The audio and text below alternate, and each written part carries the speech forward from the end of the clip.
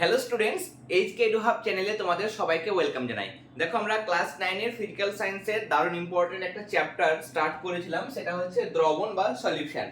Already একটি class আমরা provide করেছি যেখানে তিন প্রকারের দ্রবণ, মানে হচ্ছে প্রকৃত দ্রবণ, কলোয়ীয় দ্রবণ এবং প্রলম্বন, এই তিন ধরনের দ্রবণ সম্পর্কে ডিটেলস, মানে তাদের ব্যাস কি, মানে তাদের কণাগুলোর ব্যাস কেমন হয়, তাদের বৈশিষ্ট্য কেমন, সবগুলো আমরা কিন্তু ডিটেলসে ফার্স্ট ক্লাসে আলোচনা করে নিয়েছিলাম। এবং তাদের মধ্যে যে তুলনামূলক আলোচনা, মানে একদম পৃথক যে ধারণা, ডিস্টিংক্ট একটা কনসেপ্ট, কিন্তু সেটা আমরা আগের ক্লাসে তৈরি করে নিয়েছিলাম।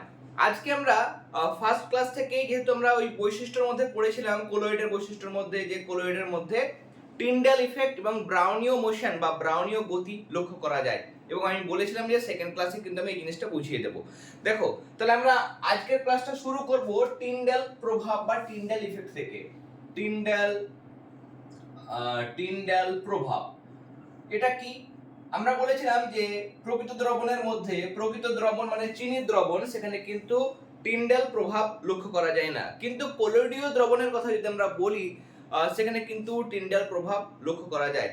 প্রলম্বনের মধ্যেও কিছু কিছু ক্ষেত্রে টিন্ডাল ইফেক্ট, ব্রাউনীয় গতিতে লক্ষ্য করা যায়, কিন্তু বেস্ট এক্সাম্পল হচ্ছে কোলয়েডের মধ্যে আমরা সাধারণত টিন্ডাল প্রভাব এবং ব্রাউনীয় গতি, এই দুটো প্রপার্টিজ আমরা লক্ষ্য করি।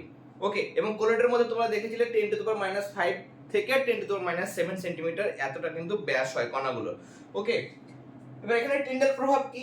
যদি ধরো আমি এখানে একটা ট্রু সলিউশন নিই, ট্রু সলিউশন মানে প্রকৃত দ্রবণ যদি আমি নিই, এখানে ধরো এখানে চিনি দ্রবণ রয়েছে, এখানে কি রয়েছে? চিনি দ্রবণ। ট্রু সলিউশন মানে প্রকৃত দ্রবণ। এবং এখানে যদি আমি একটা কাজ করি, মানে আমাদের ধরো একটা টর্চ লাইট নিয়েছি, টর্চ লাইট দিয়ে এটাকে আমি আলো দিচ্ছি, কেমন? এখানে যদি আলো দিই তাহলে কি হবে? ট্রু সলিউশন বলে, কিন্তু মানে এখানে আমি যেহেতু চিনি দ্রবণ রয়েছে, এখানে যেহেতু চিনি দ্রবণ, মানে চিনি দ্রবণ এখানে আমি রেখেছি, ট্রু সলিউশন বলে এখানে আমরা কখনোই এই ভেতরে, মানে এইখানে লাইটটা দেখতে পাবো, এই এই যে পাত্রতে আমি চিনি দ্রবণটা নিয়েছি, এইখানে লাইটটা যে যাচ্ছে সেটা কিন্তু আমি পাশ থেকে, মানে আমি যদি সাইড থেকে দেখি, ধরো এখানে লাইট দিয়েছি, এখানে পাত্র আছে, আমি যদি সাইড থেকে লক্ষ্য করি, কখনো এই লাইটটা দেখতে পাবো, চিনি দ্রবণের ভেতরে যে লাইটটা যাচ্ছে সেটা কিন্তু আমি লক্ষ্য করতে পারবো না বা দেখতে কিন্তু পাবো না।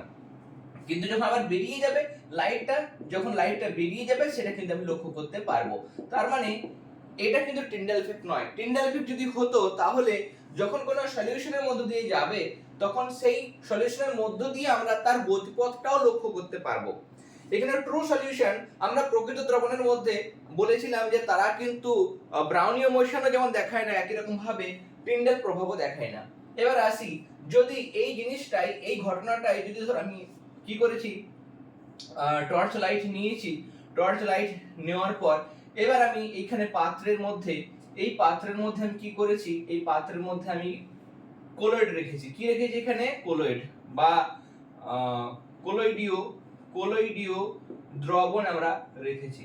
যদি কোলয়েডীয় দ্রবণ রাখি তাহলে কি হবে? এই লাইটটা যখন বেরোবে, এই লাইটটা ধরো বেরোচ্ছে, এই এখানে তো আমার কি রয়েছে? এখানে আমার সমস্ত কিছু কি রয়েছে? এখানে আমার রয়েছে কোলয়েডীয় দ্রবণ। তাহলে যখন এই কোলয়েডীয় দ্রবণের মধ্য দিয়ে যাবে, আমি পাশ থেকে যখন লক্ষ্য করব, তখন এর ভেতরেও আমি কিন্তু আলোর গতিপথটা দেখতে পাবো, যে ভেতরে কিরকম ভাবে আলোটা গেছে, কেমন? এবং বাইরে এরকম ভাবে দেখতে পাবো, বাইরে তো অবশ্যই দেখতে পাবো। কিন্তু সাইড থেকে আমি একদম সলিউশনের ভেতর দিয়ে, কোলয়েডীয় দ্রবণের ভেতর দিয়ে কিভাবে আলোটা যাচ্ছে, মানে কোলয়েডীয় দ্রবণের ভেতর দিয়ে যখন আমরা কোনো আলো পাঠাবো, তখন আলোর গতিপথটা কিন্তু পাশ থেকে দৃশ্যমান হবে, পুরোটা কিন্তু ভিজিবল হবে। ওকে, তাহলে এই যে ঘটনা, যে আমরা যখন কোলয়েডীয় দ্রবণের মধ্যে দিয়ে যখন কোনো আলো পাঠাই, তখন সেই কোলয়েডীয় দ্রবণের মধ্যে যে আলোটা যাচ্ছে তার গতিপথটা পাশ থেকে দৃশ্যমান হয়, সেই ঘটনাকে বলা হয় টিন্ডাল প্রভাব। বোঝা গেল?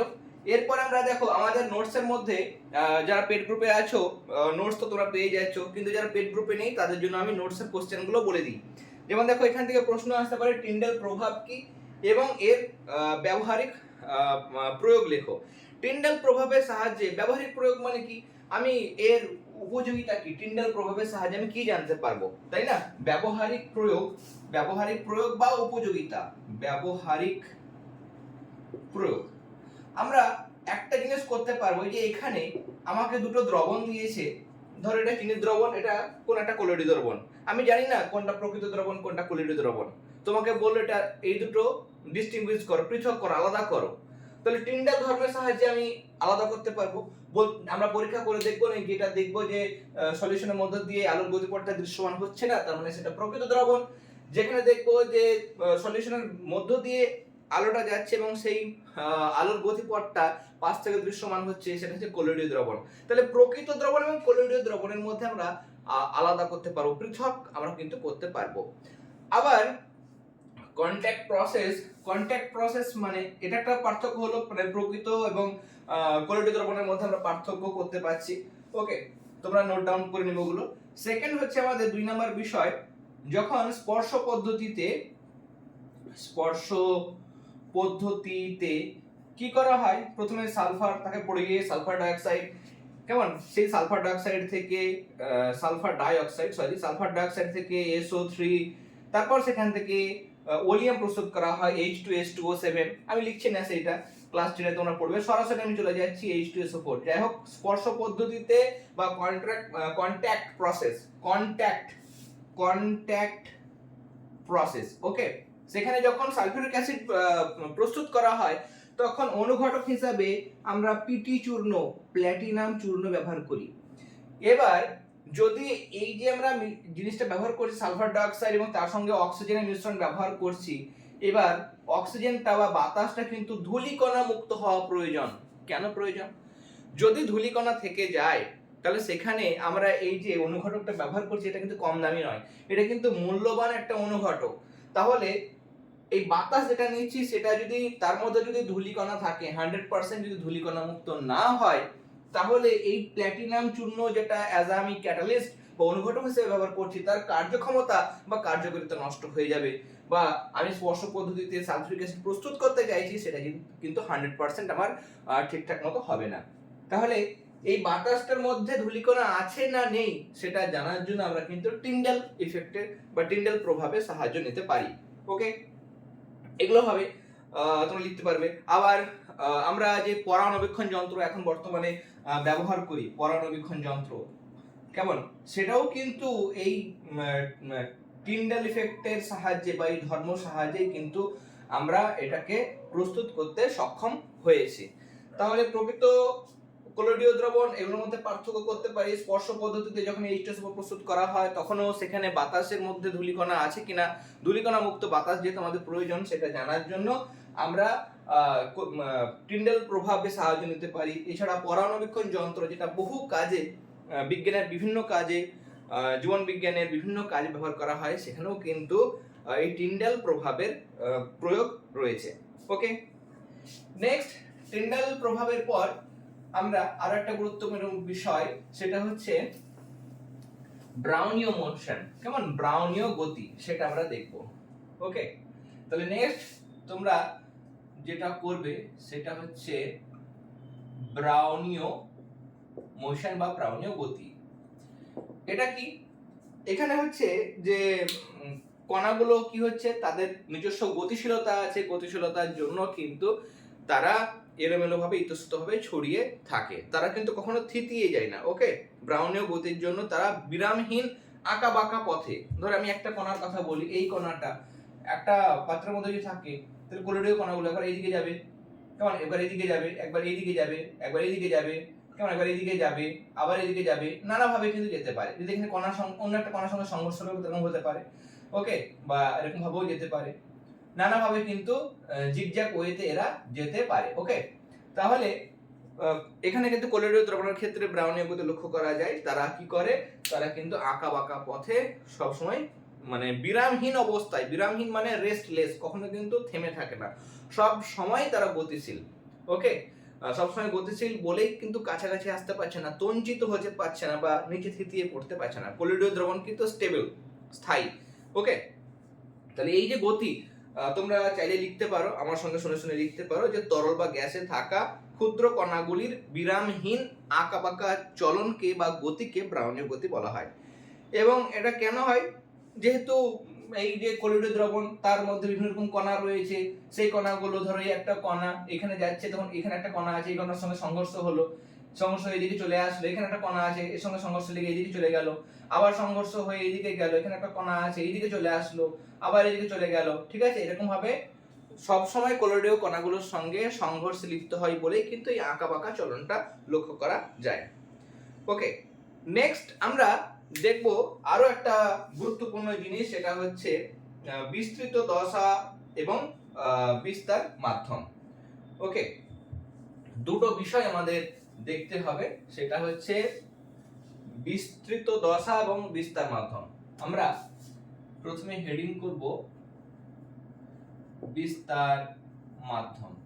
নোটসের মধ্যে যা দেওয়া হয়েছে সেগুলো তোমরা ভালো মতো ভাবে পড়বে, আশা করি নোটস থেকেই তোমরা 100% কমন কিন্তু পাবে। ওকে, পেড গ্রুপে যারা আছো তোমাদের নোটস গুলো দেওয়া হয়ে গেছে, তোমরা ক্লাসগুলো ফলো করবে। আর যারা পেড গ্রুপে নেই, যারা ইউটিউব থেকে রেগুলার ক্লাস ফলো করো, সেগুলো নোটস গুলো নোট ডাউন করেছো। আমরা তো আগের সমস্ত চ্যাপ্টারের নোটস প্রোভাইড করেছি ইউটিউবে, লাইফ সায়েন্স ফিজিক্যাল সায়েন্সের দুটোরই নোটস প্রোভাইড করেছি। এখন যেহেতু এই চ্যাপ্টারটা বোঝানোর একটু প্রয়োজন আছে, সেই জন্য আমি বোর্ডে এক্সপ্লেন করে দিচ্ছি। যদি সম্ভব হয় সব তোমাদের বাকি যে চ্যাপ্টারগুলো আছে, অ্যাসিড ক্ষার, কার্যক্ষমতা, সবগুলো কমপ্লিট করার পর যদি সম্ভব হয় তাহলে শেষে আমি এগুলো নোটস প্রোভাইড করে দেবো। ওকে, তাহলে এখানে আমাদের বিস্তার মাধ্যম মানে বলছে কলোয়েডীয় দ্রবণের যে দশা বা মাধ্যমের মধ্যে কলোয়েডীয় কণাগুলি সমভাবে ছড়িয়ে থাকে। মানে কলোয়েডীয় কণাগুলো যার মধ্যে ছড়িয়ে থাকে। ধরো তুমি সোজা কথা কি বলবো, পায়েস বানিয়েছো, ঠিক আছে, পায়েস হতে পারে, যাই হোক, হ্যাঁ পায়েস হতে পারে। পায়েসের মধ্যে হয়তো তুমি মানে গার্নিশিং এর জন্য তুমি কিশমিশ বা অন্য কিছু দিয়েছো বা বাদাম দিয়েছো, তাহলে পায়েসের মধ্যে বাদামগুলো বা কিশমিশগুলো সমানভাবে ছড়িয়ে দিয়েছো, তাই না? তাহলে এই কিশমিশ বা বাদামটা যদি কলোয়েডীয় কণা হতো, তাহলে কার মধ্যে এই কিশমিশ বা বাদামটা ছড়িয়ে আছে? সেই পায়েসের মধ্যে ছড়িয়ে আছে, তাই না? বা কোনো পাম পুডিং বানাচ্ছো, পুডিং এর মধ্যে ওই বিভিন্ন ধরনের জিনিসগুলো তুমি সাজিয়ে দিচ্ছ, তাহলে যেগুলো সাজাচ্ছ সেগুলো কলোয়েডীয় কণা। যার মধ্যে ছড়াচ্ছ, যার মধ্যে সমানভাবে ছড়িয়ে দিচ্ছ, সেই মাধ্যমটাকে বলবো আমরা বিস্তার মাধ্যম।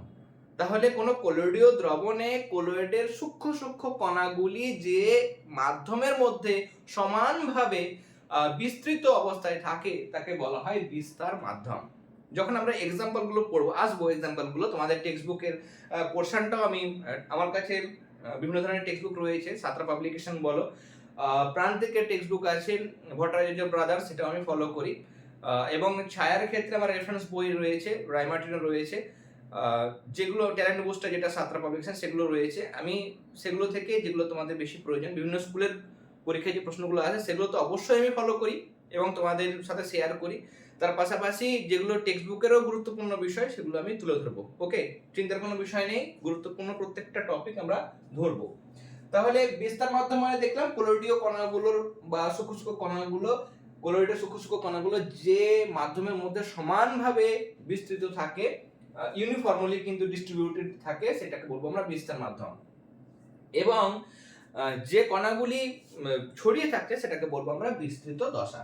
ওকে, বিস্তৃত দশা মানে কলোয়েড কণাগুলো যেগুলো ওই বিস্তার মাধ্যমের মধ্যে 10 টু দি পাওয়ার মাইনাস 5 থেকে 10 টু দি পাওয়ার -7, বা এটাও লিখতে পারি, উল্টো করে লিখতে পারি 10 টু দি পাওয়ার -7 থেকে 10 টু দি পাওয়ার -5 সেন্টিমিটার এই ব্যাসের কণা হিসাবে বিস্তার মাধ্যমে যারা ছড়িয়ে থাকে সেগুলোকে বলবো আমরা বিস্তৃত দশা।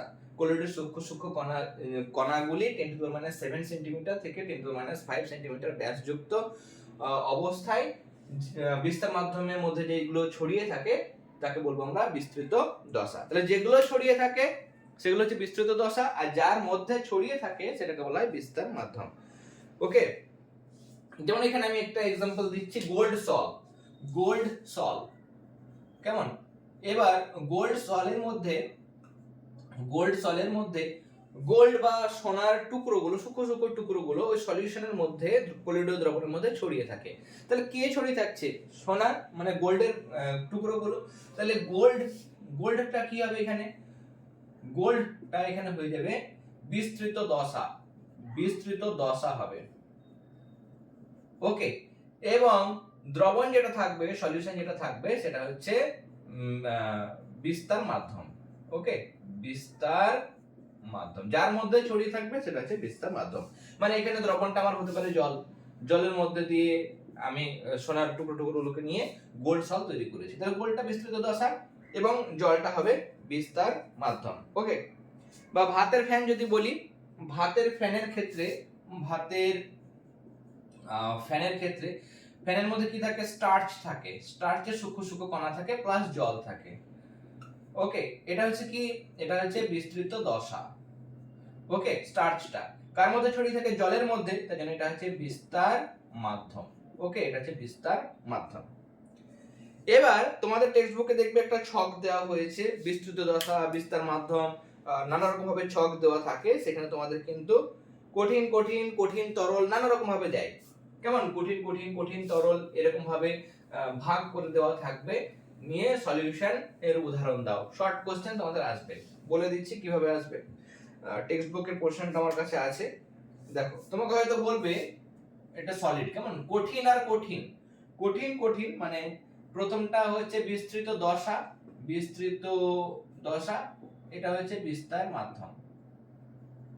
তোমাকে কিভাবে প্রশ্ন করতে পারে? কঠিন ও কঠিনের একটি কলোডীয় দ্রবণের নাম লেখো, এরকম প্রশ্ন আসতে পারে।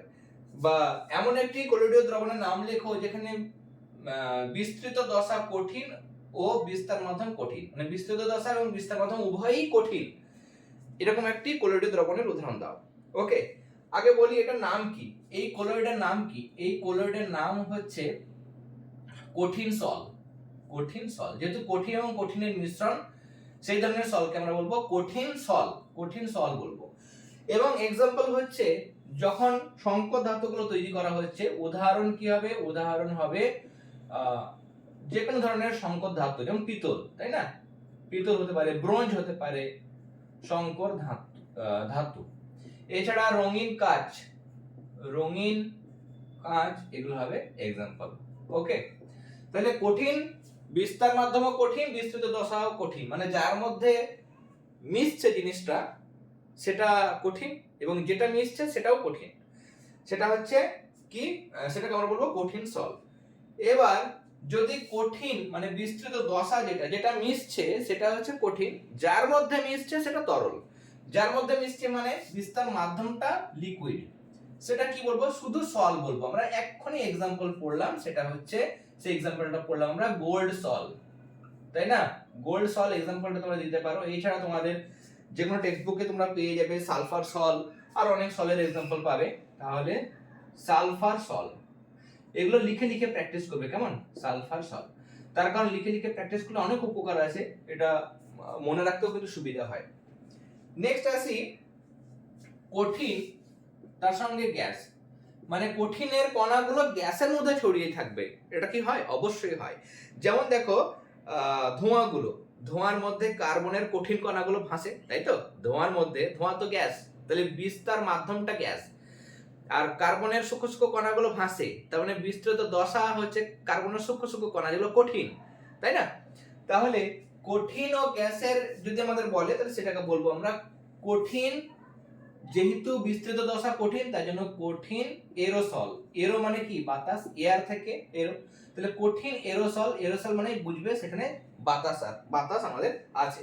তাহলে কঠিন এরোসল হবে, ধোঁয়া লিখতে পারো, বা বাতাসে ভাসমান যে ধূলিকণা সেগুলো হবে। আমি জাস্ট একটা লিখছি, ধোঁয়া বা বাতাসে ভাসমান ধূলিকণা সেগুলো হবে। ওকে, নেক্সট আসবো। এবার আমাদের এটা চেঞ্জ হয়ে গেল, বিস্তৃত দশা যেটা মানে মিশছে, যেটা সেটা হচ্ছে তরল, এবং তার মধ্যে যেটা দিচ্ছি মানে কার মধ্যে মিশছে সেটা হচ্ছে কঠিনের মধ্যে। তরলটা কঠিনের মধ্যে ছড়িয়ে আছে, তরলটা কঠিনের মধ্যে ছড়িয়ে আছে। ওকে, সেটা হবে সেটাকে আমরা কি বলবো? জেল বলবো, জেল। জেলের এক্সাম্পল কি হবে? জুতোর কালি, জুতোর কালি, মাখন বা বাটার, ভালো একটা এক্সাম্পল হবে, এটা মনে পড়লো আমি দিলাম। ওকে, এছাড়া দই হয়, পনির হয়, পনিরটা লিখছি আমি, দইটা লিখছি না। ওকে, ভালো এক্সাম্পল গুলো তোমাদের দিচ্ছি। তাহলে এখানে কি হবে?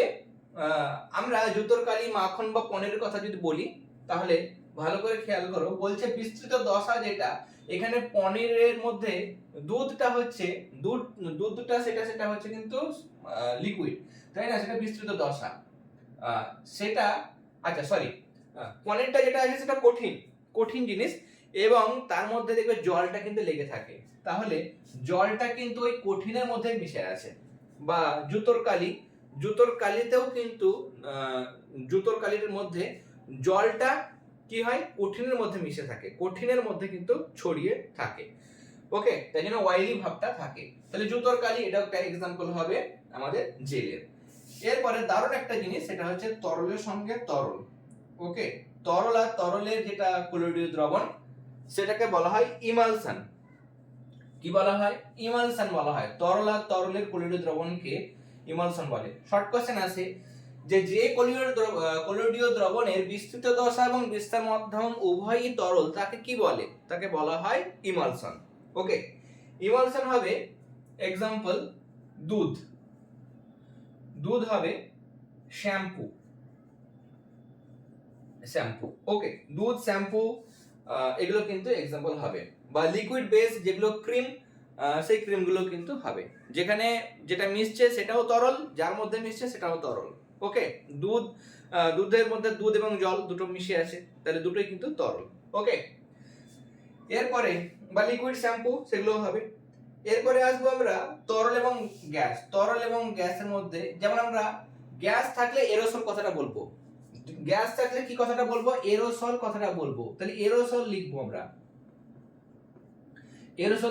এরোসল কথাটা বলবো। ওকে, এবার এখানে বিস্তৃত দশা কঠিন ছিল, তাই জন্য কঠিন এরোসল। এখানে বিস্তৃত দশা তরল আছে, তাই জন্য তরল এরোসল, তরল এরোসল।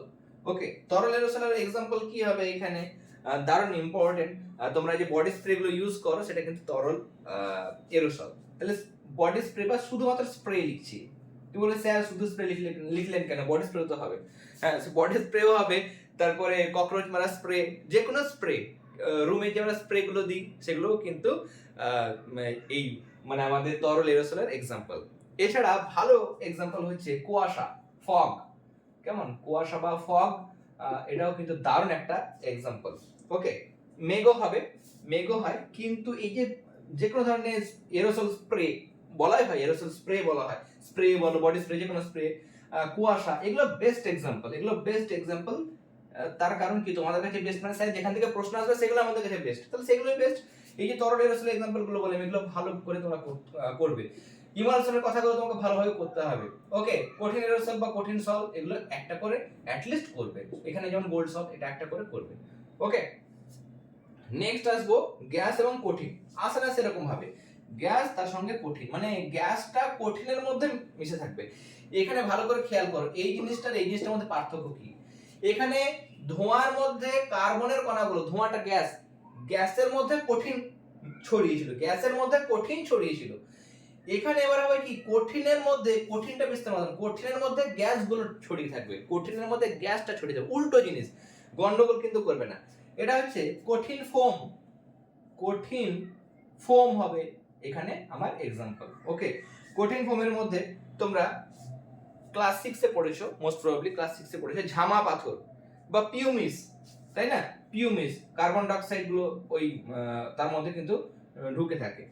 ওকে, তাহলে গ্যাসগুলো কিন্তু কঠিনের মধ্যে লুকিয়ে আছে, তাই না? কঠিনের আন্তরাণবিক গ্যাপের মধ্যে কিন্তু ঢুকে থাকে। তাহলে ঝামা পাথর হবে, রবার হবে, লিখতে পারো, রবারটা আমি লিখলাম না। ওকে, লাস্ট আমাদের হচ্ছে গ্যাসের সঙ্গে লিকুইড।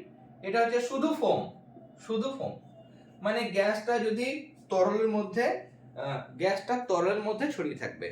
যেমন যে কোনো ফেনা, বিশেষ করে সাবানের ফেনা, সাবানের ফেনা, এখানে কি হয় যে সাবানের ফেনা মানে ওই যে গ্যাসীয় যে জিনিসগুলো, ফেনাটা গ্যাসীয় অংশটা, সেটা ওই সাবানের যে তরল জিনিস বা জলটা তার মধ্যে কিন্তু ছড়িয়ে থাকে।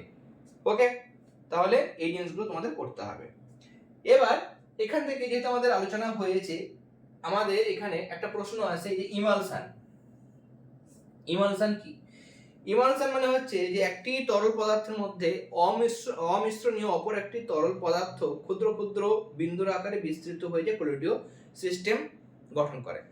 এখানে সংজ্ঞাতে বলা হচ্ছে যখন কোনো একটি তরলের সূক্ষ্ম সূক্ষ্ম কণাগুলো অমিশ্রণীয়, অমিশ্রণীয় কথাটা কেন বলছে এখানে আমি বলছি, সংজ্ঞাতে যেটা দেওয়া হয়েছে অমিশ্রণীয়, তার কারণ মিশবে না, মিশে গেলে মিশ্রণকে মিক্স হবে, কিন্তু সেরকম নয়, বলছে মিশ্রণটা বিক্রিয়া ঘটবে না, বিক্রিয়া ঘটলে তো অন্য জিনিস তৈরি হয়ে যাবে। তুমি ধরো NH3 দিয়েছো, তার সঙ্গে HCl দিয়েছো, এরা তো বিক্রিয়া করে NH4Cl দিয়ে দেয়, এইরকম জিনিস কিন্তু হবে না, এরকম ভাবে আমরা নিতে পারবো না। তাহলে মিশবে না এরকম অমিশ্রণীয় কোনো আমাদের কি নিতে হবে, তরল। তাহলে তরলের কোন একটি তরলের সূক্ষ্ম সূক্ষ্ম কণাগুলো যখন অমিশ্রণীয় কোনো তরলের সূক্ষ্ম সূক্ষ্ম কণার সঙ্গে মিশে থাকে, বিন্দু বিন্দু আকারে কিন্তু মিশে থাকে, তখন সেই ধরনের কলোয়ীয় দ্রবণকে আমরা বলবো ইমালশন, বা এর আরেকটা নাম আছে, সেটা হচ্ছে অবদ্রব। কেমন? অবদ্রব বা ইমালশন। ওকে, এবার এই ইমালশনটা যে তোমাদের হয়ে গেছে, ইমালশনের দুটো রকম ভাগ রয়েছে, আমি তোমাদের বলে দিই। একটা হচ্ছে জলে তেল জাতীয় ইমালশন, জলে তেল জাতীয় ইমালশন, বুঝিয়ে দেবো, জলে তেল জাতীয় ইমালশন। আর একটা হচ্ছে তেলে জল জাতীয় ইমালশন। তেলে জল, যখন ক্লাস 11-12 উঠবে, সায়েন্স নিয়ে পড়লে এগুলো কাজে দেবে। তেলে জল জাতীয় ইমালশন এখনো তোমাদের আছে, এখনো তোমাদের টেক্সটবুকে দেওয়া হয়েছে, এখন বর্তমান সিলেবাসে। ফার্স্ট আসি জলে তেল। জলে তেল মানে বলছে ইমালশনের তেল বা চর্বি বিস্তৃত দশা এবং বিস্তার মাধ্যম হিসেবে জল কাজ করে। তাহলে জলের তেল, জলের তেল মানে কি, তুমি নামটা শুনেই বুঝতে পারছো, জলের তেল মানে জলের মধ্যে তেল বা চর্বি জাতীয় জিনিস মিশে আছে। তাহলে জলের মধ্যে মিশে আছে, জলের মধ্যে, তাহলে যার মধ্যে মিশে থাকে সেটাকে কি বলি আমরা, বিস্তার মাধ্যম। তার মানে এখানে জলটা বিস্তার মাধ্যম, বিস্তার মাধ্যম। জলের তেল মিশে আছে, তেলের সূক্ষ্ম সূক্ষ্ম কণা, চর্বির সূক্ষ্ম সূক্ষ্ম কণা সমানভাবে ছড়িয়ে কলোয়েড গঠন করেছে। তাহলে তেলটা এখানে, তেলটা হচ্ছে বিস্তৃত দশা, ব্যাস। জলের তেল, জলের মধ্যে তেল মিশে আছে। আর এখানে তেলে জল, তেলের মধ্যে জল মিশে আছে, তেলের মধ্যে মিশে আছে, তাহলে এখানে বিস্তৃত দশা, সরি, তেলে জল মানে তেলের মধ্যে মিশে আছে, তাহলে বিস্তার মাধ্যম তেল, কি মিশে আছে, জল, তাহলে এটা হচ্ছে বিস্তৃত দশা। যেটা মিশে থাকে সেটা হচ্ছে বিস্তৃত দশা, যার মধ্যে মিশে থাকে সেটা হচ্ছে বিস্তার মাধ্যম। এক্সাম্পল দিলে ভালো হবে। এখানে আমরা জলে তেলের এক্সাম্পল দিচ্ছি আমরা, যেটা সেটা হচ্ছে দুধ। এখানে কি হয়, দুধের মধ্যে যে একটা কেসিন থাকে, কেসিন প্রোটিন থাকে, সেই কেসিন প্রোটিন গুলো কি হয়, কেসিন প্রোটিন গুলো কিন্তু মানে জলের মধ্যে, কেসিন প্রোটিন যেটা, কেসিনটা তো এখানে বিস্তৃত দশা, কেসিনটা হচ্ছে এখানে এই বিস্তৃত দশা, সেই কেসিনের সূক্ষ্ম সূক্ষ্ম কণাগুলো জলের মধ্যে ছড়িয়ে থাকে। তাহলে জলের তেল, জলের মধ্যে তেল, মানে জলের মধ্যে তেল মানে জলের মধ্যে ওই দুধের ওই কেসিনগুলো সূক্ষ্ম সূক্ষ্ম ভাবে ছড়িয়ে থাকে, নিকোলয়েড গঠন করে। তাহলে জলের তেল হচ্ছে দুধের এক্সাম্পল নিয়ে বলবে। যেমন জলের তেল জাতীয় ইমালশনের এক্সাম্পল হলো দুধ, তার কারণ দুধের মধ্যে থাকা কেসিনের সূক্ষ্ম সূক্ষ্ম কণাগুলি জলের মধ্যে সমানভাবে বিস্তৃত থেকে বা ছড়িয়ে থেকে কোলয়েড গঠন করে বা ইমালশন গঠন করে। ওকে, তাহলে এটা হলো ভ্যানিশিং ক্রিম, এটাও কিন্তু এক্সাম্পল হবে। তেলে তেলে জল, তেলে জলের মধ্যে এক্সাম্পল হবে বাটার বা মাখন। তার কারণ হচ্ছে এখানে তেলে জল, তেলের মধ্যে জল, মানে বাটারের মধ্যে, মাখনের যেটা তেল জাতীয় জিনিস তার মধ্যে জল। দেখো বাটারের গায়ে কিন্তু, বাটারটাকে বাইরে রাখলে জলের মতো জিনিসটা চকচক চকচক করে, তার মানে মনে হয় যেন বাটারের গায়ে জল লেগে আছে। তাহলে তেলের মধ্যে জলটা কিন্তু মিক্স হয়ে আছে, তাই না? চর্বির মধ্যে জলের সূক্ষ্ম সূক্ষ্ম কণাগুলো মিক্স হয়ে আছে, তাহলে এটা হবে মাখন হবে। যে কোনো কোল্ড ক্রিম এটাও কিন্তু এক্সাম্পল হবে। ওকে, আরো অনেক কিছু আছে, আমি একটু তাড়াতাড়ি বলে দিই। ইমালশনের ব্যবহার তোমরা লিখবে জীবাণুনাশক হিসাবে, ইমালশনের ব্যবহার। ওকে, ইমালশনের ব্যবহার আমি বলে দিচ্ছি। জীবাণুনাশক হিসেবে ব্যবহার করা হয় ডেটল, লাইজল, যে সমস্ত জিনিসগুলো আছে সেগুলো কিন্তু জীবাণুনাশক হিসেবে ব্যবহার করা হয়। ওষুধ, cod liver oil, vitamin B complex, এগুলো তেলে জল জাতীয় emulsion. Vitamin B complex, cod liver oil, এগুলো তেলে জল, কেমন, তেলের মধ্যে জলীয় উপাদান বা জল মিক্স হয়ে থাকে। ফ্যাট হজম, অন্ত্রে ফ্যাট জাতীয় খাবার যখন হজম হয় তখন ওই পিত্ত লবণ মিশে ইমালশন বা অবদ্রবে পরিণত হয় বলেই কিন্তু আমরা হজম করতে পারি। তাহলে অন্ত্রের মধ্যে ফ্যাট জাতীয় পদার্থের পরিপাকের জন্য, সেগুলোর ক্ষেত্রে কিন্তু বা হজম করার জন্য কিন্তু কি করা হয়, এই ইমালশনটা ব্যবহৃত হয় বা ইমালশন সাহায্য করে, ইমালশন গঠিত হয় বলে কিন্তু এটা হয়। খাদ্যরূপে দুধ, মাখন, মার্জারিন এগুলো প্রত্যেকটাই কিন্তু ইমালশনের এক্সাম্পল। বা জামা কাপড় পরিষ্কার করার জন্য সাবান, ডিটারজেন্ট ব্যবহার করছি, সেটাও কিন্তু কি করে, জলের মিশ্রণে সাবান বা জামা কাপড় যখন সাবান বা ডিটারজেন্ট মেশানো হয় তখন জলের সঙ্গে ওই কণাগুলো মিক্স হয়ে, সাবানের বা ডিটারজেন্টের কণাগুলো মিক্স হয়ে কোলয়েড গঠন করে, নিয়ে তেলের সঙ্গে মিক্স হয়ে সেই তেলটাকে কিন্তু বার করে দেয়। ওকে, মানে ইমালশন গঠন করে, নিয়ে সেটা বার করে দেয়, ধুলো ময়লা সেগুলো বার করে দিতে সাহায্য করে। এবার আরেকটা জিনিস, যেহেতু ইমালশন বলছি, ইমালশনের আরেকটা জিনিস আমি বলেই দিই, সেটা হচ্ছে ইমালশনে দেখলাম বিস্তৃত দশা, বিস্তার মাধ্যম থাকবে অবশ্যই, তেল জল, তেলে জল বা জলে তেল এরকম থাকবে। কিন্তু এই দুটো ছাড়া মানে হিরো হিরোইন ছাড়া ভিলেনও কিন্তু থাকে। যাই হোক, এখানে ভিলেনটা ভালো ভিলেন, হ্যাঁ, হেল্পফুল। এখানে সেই জিনিসটা হচ্ছে ইমালশন কারক, ইমালশন কারক বা অবদ্রব কারক বলা হয়, অবদ্রব কারক।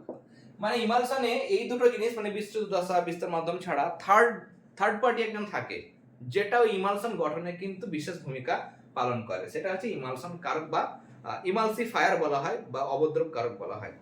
কেমন, যখন দুটো জিনিসকে মিক্স করে ইমালশন তৈরি করা হয়, তখন 3 নম্বরে আরেকটা পদার্থ থাকে, সেটাকে আলোড়িত করার মাধ্যমে কিন্তু ইমালশনটা তৈরি করা হয়, যেটা ইমালশনের স্থায়িত্ব বা স্টেবিলিটি বাড়াতে কিন্তু সাহায্য করে।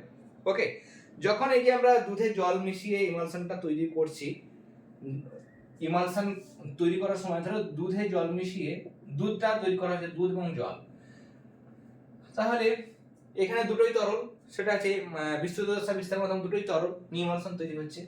কিন্তু এখানে থার্ড পার্টি হিসাবে কেসিনের সূক্ষ্ম কণাগুলো মেশানো হয়, যেগুলো ওই ইমালশন তৈরি করতে কিন্তু সাহায্য করে। তাহলে এটা হচ্ছে ইমালশন কারকের এক্সাম্পল। ওকে,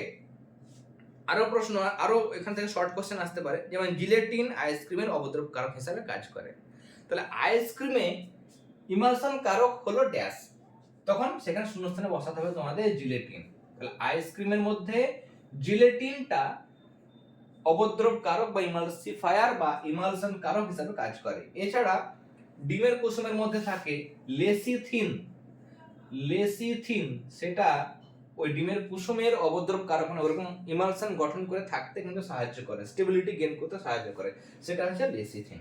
ওকে, নেক্সট আর দু একটা ছোট ছোট পয়েন্ট আছে, সেটা আমি বলে দিয়ে ক্লাসটা শেষ করব, ক্লাসটা অনেকটাই লেন্থ হয়ে গেছে। সল এবং জেল বলেছি, সল আমাদের বলা হয়ে গেছে, জেলও বলা হয়ে গেছে। এখানে আরেকবার বলে দিচ্ছি যে কলিডীয় দ্রবণে বিস্তার মাধ্যম তরল আর বিস্তৃত দশা কঠিন। তাহলে বিস্তার মাধ্যম হচ্ছে তরল আর বিস্তৃত দশা হচ্ছে কঠিন, সেটা আমরা বলবো সল। কেমন, তাহলে বিস্তার মাধ্যম, এই বিস্তার, আচ্ছা পুরোটা লেখার দরকার নেই, বিস্তার মাধ্যম হচ্ছে তরল আর বিস্তৃত দশা হচ্ছে কঠিন, সেটাকে বলবো আমরা সল। যেমন আমরা পড়ছিলাম সিলভার সল, গোল্ড সল এগুলো। তাহলে সিলভার বলো বা গোল্ড সল বলো, তাই না, গোল্ড সল, সেগুলোতে কি হচ্ছিল, গোল্ডের টুকরোগুলো সেগুলো জলের মধ্যে সমানভাবে ছড়িয়ে ছিল। তাহলে গোল্ডের টুকরোগুলো বিস্তৃত দশা আর জলের মধ্যে ছড়িয়ে ছিল, সেটা হচ্ছে বিস্তার মাধ্যম। তাহলে যে ধরনের কলিডীয় দ্রবণে বিস্তৃত দশা হচ্ছে কঠিন ও বিস্তার মাধ্যম তরল, ঘুরে বলতে পারো বিস্তার মাধ্যম হলো তরল, বিস্তৃত দশা হলো কঠিন, সেই ধরনের কলিডীয় দ্রবণকে বলবো সল। উদাহরণ মনে রাখবে, তাহলে বুঝতে পারবে যে গোল্ড সল মানে তুমি বলবে যে স্যার বলেছিল যে এখানে গোল্ডের মধ্যে গোল্ডের সূক্ষ্ম কণাগুলো জলে মিশে থাকে, তাহলে গোল্ডের কণা মিশে থাকে মানে সেটা হচ্ছে বিস্তৃত দশা, কার মধ্যে ছড়িয়ে থাকে, জল, তার মানে জল হচ্ছে বিস্তার মাধ্যম। ওকে, আর জেল হচ্ছে এখানে উল্টো, মানে এখানে বিস্তার মাধ্যম যেটা জেলের মধ্যে হচ্ছে আমাদের বিস্তার মাধ্যম কঠিন, বিস্তার মাধ্যম হচ্ছে কঠিন এবং বিস্তৃত দশা হচ্ছে তরল, ওকে, যেমন জেলি, পনির, জুতোর কালি, তাই না, জুতোর কালি আমরা পড়েছিলাম, জুতোর কালি, পনির, ওকে, এই জিনিসগুলো কিন্তু বলা হয়েছে, জুতোর কালি, পনির, তাই না। এখানে বিস্তৃত দশা হচ্ছে তরল, মানে তরল মানে জলটা এখানে ওই পনিরের মধ্যে বা ওই জুতোর কালির ওই জিনিসটার মধ্যে কিন্তু মিক্স হয়ে থাকে। ওকে, তাহলে সল আর জেল তোমরা বুঝতে পারলে, সল হলো বিশেষ ধরনের কলিডীয় দ্রবণ যেখানে বিস্তার মাধ্যম তরল আর বিস্তৃত দশা কঠিন, আর জেল হলো বিশেষ ধরনের কলোয়েড দ্রবণ যেখানে বিস্তার মাধ্যম কঠিন এবং বিস্তৃত দশা হলো তরল। এরোসল বলা হয়ে গেছে, এরোসল হচ্ছে কলোয়েডীয় সিস্টেম যেখানে গ্যাস হচ্ছে বিস্তার মাধ্যম, তাই না? গ্যাস যদি বিস্তার মাধ্যম হয়, গ্যাস যদি বিস্তার মাধ্যম হয়, গ্যাসের মধ্যে ছড়িয়ে থাকবে বিস্তার মাধ্যম, তাহলে সেটাকে বলবো আমরা কি এরোসল, এরোসল বলবো। ওকে, তাহলে গ্যাসের মধ্যে ছড়িয়ে থাকবে। এবার গ্যাসের মধ্যে কার্বনের সূক্ষ্ম কণা তৈরি ছড়িয়ে আছে, না ধোঁয়া তৈরি হলো, তাহলে গ্যাসের মধ্যে কঠিন বিস্তার মাধ্যম সবসময় গ্যাস হতে হবে। এবার বিস্তৃত দশা যদি কঠিন হয়, বিস্তৃত দশা, ধরো বিস্তৃত দশা সেটা যদি কঠিন হয় তাহলে সেটা হবে কঠিন এরোসল। তখন তোমরা এটাকে কি নাম দেবে? কঠিন এরোসল। ওকে, কঠিন এরোসল। এবার ওই গ্যাসের মধ্যে তরলের কণাগুলো ছড়িয়ে আছে, গ্যাসের মধ্যে তরলের কণাগুলো ছড়িয়ে আছে, তখন সেটাকে আমরা বলবো কি তরল এরোসল, তাই না? তরল এরোসল। তাহলে এরকম ভাবে কিন্তু হয়। আজকে আমরা ক্লাসটা এখানেই শেষ করলাম। একদম এই জায়গাগুলো যা ছিল, মানে এখানে বিভিন্ন ধরনের কলোয়েড দ্রবণের যে ভাগগুলো ছিল, ইমালশন ছিল, অবদ্রব কারক যেটা দারুণ ইম্পর্টেন্ট একটা টপিক, এখান থেকে প্রশ্ন আসছে, সেগুলো আলোচনা করলাম। এরোসল, জেল, সমস্ত কিছু, ইমালশন সবকিছু কিন্তু আলোচনা করা হলো। আজকের ক্লাসটি ভালো লেগে থাকলে অবশ্যই ক্লাসটিতে লাইক দেবে, আর যারা এখনো পর্যন্ত চ্যানেলটি সাবস্ক্রাইব করেনি অবশ্যই সাবস্ক্রাইব করে নিও। আর পুরোনো যে ক্লাসগুলো হয়ে গেছে, বারবার বলি, এই ভিডিও ডেসক্রিপশন বক্সে যাবে, মোর অপশনে গিয়ে ক্লিক করবে, দেখবে নিচের দিকে ডেসক্রিপশনের মধ্যে তোমাদের ক্লাস 9 এর ফিজিক্যাল সায়েন্স, লাইফ সায়েন্স দুটোরই প্লেলিস্ট লিংক আমি দিয়ে দিয়েছি। সেখান থেকে পুরোনো ক্লাসগুলো অবশ্যই দেখে নিও, বা আমাদের চ্যানেলের প্লেলিস্ট অপশনে গিয়ে সেখানে কিন্তু তোমরা ক্লাস 9 এর ফিজিক্যাল সায়েন্স এবং লাইফ সায়েন্সের আগের ক্লাস যেখানে নোটস লেখানো হয়েছে সেগুলো তোমরা দেখে নিতে পারবে। ওকে, ক্লাসগুলো দেখবে, ক্লাসগুলো ভালো লেগে থাকলে অবশ্যই ক্লাসগুলোতে লাইক দেবে এবং বেশি বেশি করে আমাদের ক্লাসগুলো তোমাদের ফ্রেন্ড সার্কেলের মধ্যে অবশ্যই শেয়ার করবে। তাহলে আজকে ক্লাস আমরা এখানেই শেষ করলাম। তোমরা সবাই খুব ভালো থেকো। All the very best.